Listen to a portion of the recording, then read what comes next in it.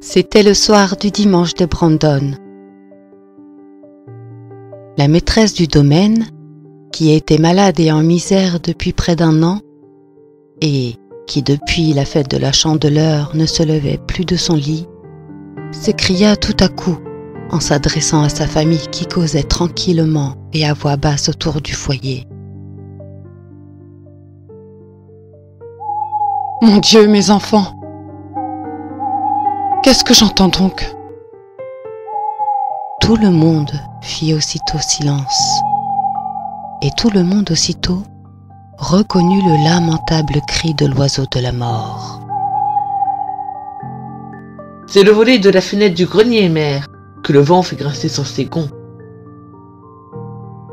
répondit le grand-Pierre, qui était le fils aîné de la malade et le chef de la famille. Puis, faisant un signe à ses frères et sœurs, il ajouta rapidement et d'un ton plus bas. « Continuez de causer, vous autres, et tâchez d'élever un peu plus la voix. »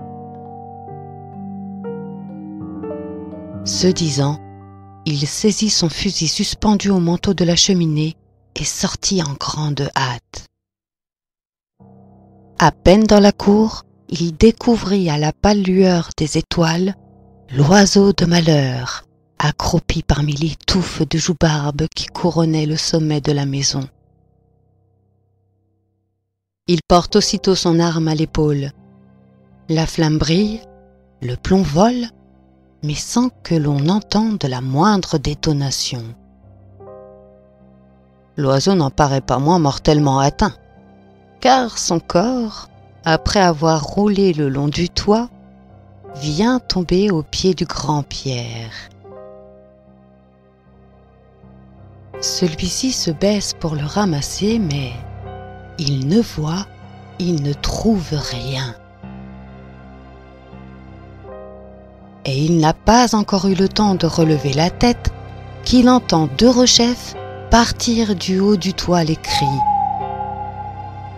poussé par la hulotte qui avait repris sa place. Sans perdre une seconde, il ajuste de nouveau l'étrange gibier.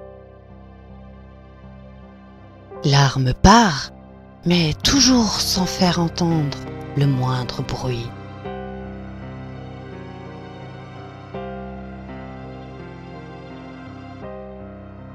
Comme la première fois, le corps de l'oiseau descendit rapidement la pente du chaume et tomba en rebondissant sur le sol.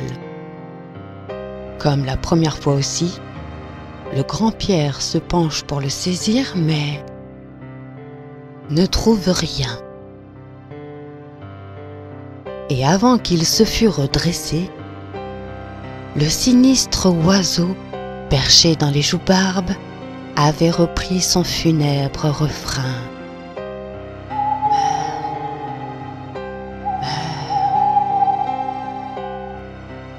On assure que le grand-Pierre rechargea encore 3 fois chacun des canons de ce fusil, et que, aux 6 coups qu'il tira, les mêmes circonstances se reproduisirent.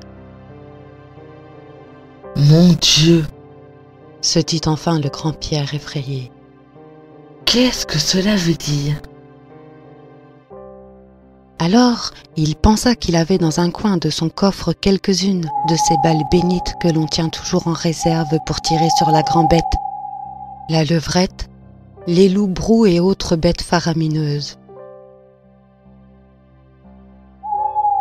Cependant, on ne cessait d'entendre au dehors la plaintive clameur, à laquelle commençaient à se mêler les hurlements des chiens de la ferme. Le grand-Pierre revint tout en émoi à son poste, et après s'être signé et avoir dit la prière du charme, il éleva son fusil à la hauteur de l'œil et pressa vivement la détente. Cette fois, tout se passa naturellement. Seulement, au moment de la détonation, une petite flamme brilla un instant sur le sommet du toit, précisément à la place qu'avait occupée l'obstiné chanteur.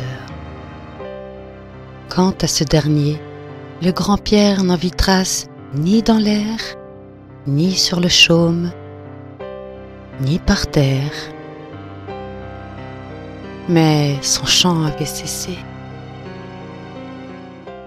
Le grand Pierre, de retour à la maison, s'approcha du lit de sa mère, entr'ouvrit doucement les rideaux et la trouva morte.